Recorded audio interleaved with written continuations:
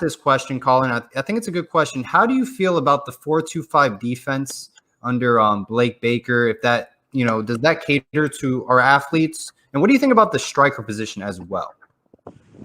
Honestly, like at the end of the day, even if it's a 4-2-5, it's a 5-2, if it's a 4-3 or a 3-4, at the end of the day, you're always going to have certain guys in certain positions to run a cover 2, run a cover 3. So it doesn't really change anything, if that makes any sense. You know what I mean? You're always going to have, if you're just running a normal set, you'll have 4 guys rushing. So if you're in what are they running now, you said? 4-2-5 defense? Yeah, so a 4-2-5. So you always have the front 4 guys, rushing the passer. You'll have 2 linebackers, and then basically that striker, I guess, is the 3rd linebacker. Yes. Basically, yes. right? Yeah. Yes. So he'll probably be the guy who's filling in the box and, playing that will position.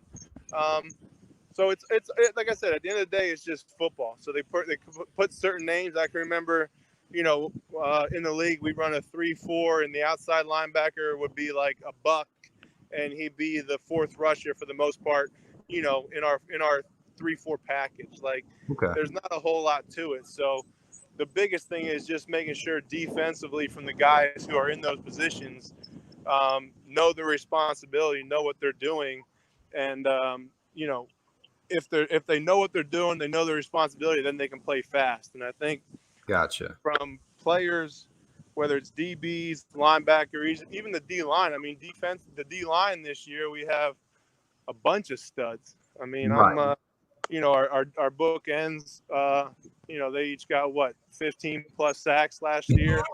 Yes. Gregory Rousseau is probably going to be a top 5 pick in one prediction. They already had him as. Mel Kiper says he's one of the best underclassmen prospects, so there's a high ceiling for him. Of course. Yeah. So, I mean, you take that alone and,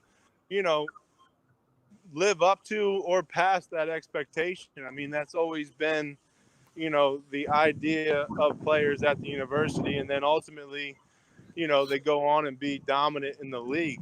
And I think,